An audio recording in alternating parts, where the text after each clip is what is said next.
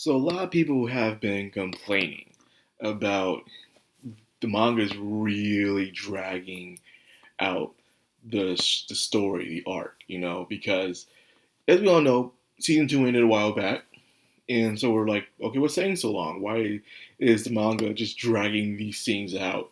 And those who say that are probably those who just got on to pretty much the manga. Because I guess after they were done watching the anime, they're hoping that the manga would be, at least somewhere nearby to season three.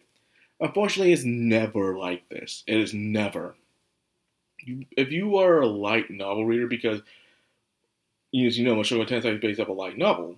So when you have a light novel adapted into a manga and an anime, most of the time the manga is made first. And when the manga is made first, it does a nice steady pace. But then when it gets clarified that anime, then they have to make sure they do it to the point where there's no spoilers.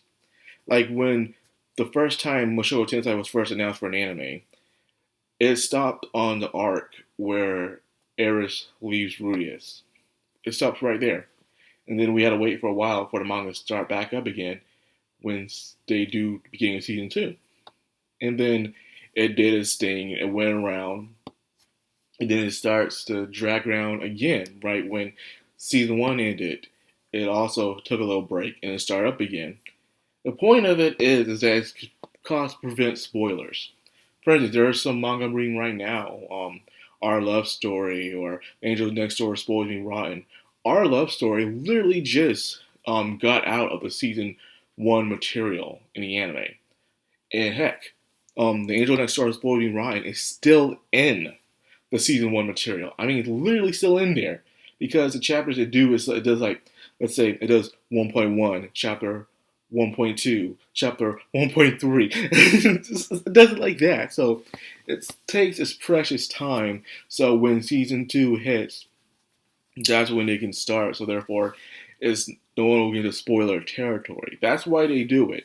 Some companies will go to their creators and editors and say, "Hey, you guys do it this way." So therefore, when the anime comes out, there won't be too much spoilers for people to read. Of course, there's the light novels. But here's the thing: not a lot of people really read light novels. They just don't like reading unless there's pictures in it. That's the truth. That's just how it is. So, anyways, let's get on with this chapter. One thing I didn't like, which I do understand, but I got tired of, is people dragging Paul the damn time. Paul is a dude who is just headstrong. He doesn't think a lot, but he's skillful. So he's not good at many things. Funny enough, he was meant to be the true leader of the Grey Rat family, believe it or not. That's what he was supposed to be, but he left that life. Just like Zenith left her life, as she was to be a head noble as well, but they just didn't like their family terms. So they created their own little family. But the fact that he acts so brutish and everything, he just abandons everything about it. He never really got anything rationally. He has that Eris's mentality where he charges in without thinking whatsoever. That's just the kind of guy he is. You can't beat that. But he has done some scummy things, but as expected, our nobles in that world, as some of the things I've read, that the nobles are known to be doing some very perverted and dirty and messed up things. So in Paul's terms, his is the most least, it's the lightest. Let's put it like that. The stuff I read what the other nobles did, pure out disgusting. But this is how Paul always been. And plus Lilia was also counter. But then again, there's that scene where you don't know what Paul did to Lilia when they actually first met each other. So there's that scene as well. So yeah, Paul is a scumbag. But in a way, even with a scumbag, you can find some way to relate to them or to respect them, determine on their actions at that point.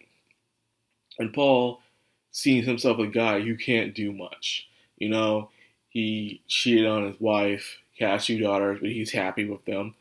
He's picking up life. He wants to see his son, but he did a very stubborn thing. The incident happened, and all he has is Norn with him. So he's traveling around doing everything he can to find his family.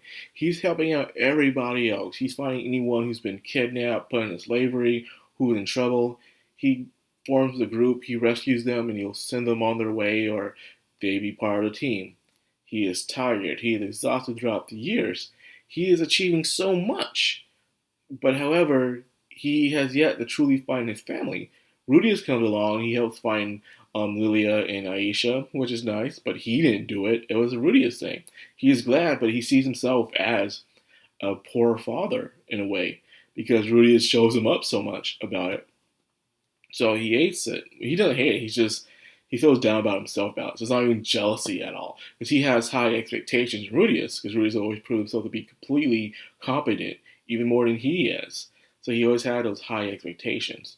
So finally, Zenith, the woman he fell in love with, he first truly fell in love with, is right there before him, and he's being told to retreat.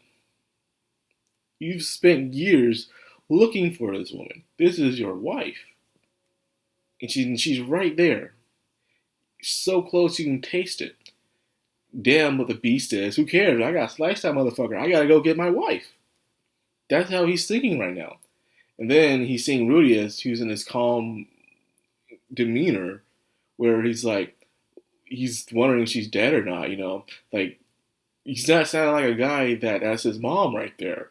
Like, dude, that's your mom. And yes, Rudius is right for being, rational and logical, but at the same time, it's not as if he's not feeling that much emotion towards Zenith at all. And to him, Zenith is his mom. Zenith is his mom. I don't know why he keeps saying that he's not his mom. He doesn't see him as that. I guess his mentality because he has his memories. But Zenith is his mom. He was born through Zenith. You are reincarnated. The reason why you don't see it that way is because he has his memory intact. So he still remembers his past life. So that's why in most cases when people are reincarnated, they shouldn't have their past life. Because even, people say, well, I wish I could restart things over again. But that's not how that works. Because you see things. So it's ways like cheating in a way. You are seeing things like, okay, I can see this coming through. I can see that coming through. But your past life will be in your way. Like, there'll be some things, some grudges. There'll be some things you might meet someone that's just like someone you knew from your past life, but now you have that grudge on them, you know? It's blocking you from truly moving on to becoming. The point of reincarnation is for your soul to become pure. That's why we don't have our memories when we are reincarnated. We're not supposed to. So Rudius has his. So it's because of that, it really does get in his way of truly moving on and becoming a pure soul. Because he's still attached to his past life.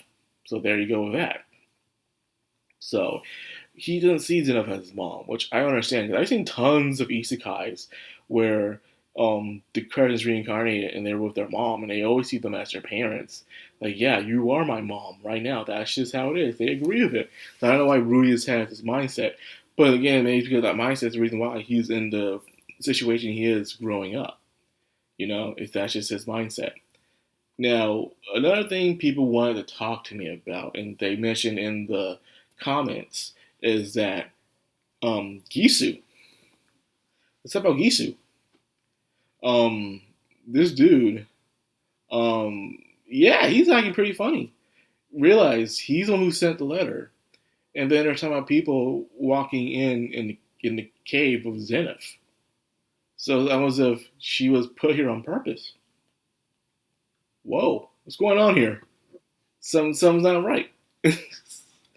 Something is going fishy. Why is it that this dude is so convenient around at every time? Like, he hasn't met Gisu much in his life, you know? He first met him when he was at the Beastman village in the prison, and they were on their happy little way, and that was it. But now he's here, he wrote the letter, and now it's like, Gisu, whether he's not realizing what he's doing or he's covering up something, but it's very, very sus going on right now. Yeah, I'm liking people are catching on to that. They hit it way better in the anime. I'll tell you that. The anime, in fact, I don't think they even mentioned it in the anime, but they certainly did in the manga. Something I kind of wish they did in the anime. So if they did, it would pick up on things that would make the grand finale even more sweeter, in my opinion. But they didn't do that, unfortunately. So anyways, that was this chapter, yeah. So for those who are new to this, expect the chapters to drag out. You know, we're going to be in this fight for a while. You know, they're going to be into it until season 3 is announced, and then after this arc, the writer, well, the mangaka will go on break again, and then start it back up again when the anime is close to being finished in production. That's just how these things work. You know, they just don't want people being spoiled through manga because they know more people will read the manga Mushoku Tensei than they will read the novels, and that's just the truth. You know, not a lot of people like to read like that without pretty little pictures. But anyways, that's all I got for this video. I hope you guys enjoyed. If you did, like, comment, subscribe, and of course, hit that bell icon. This has the background on anime. Signing out.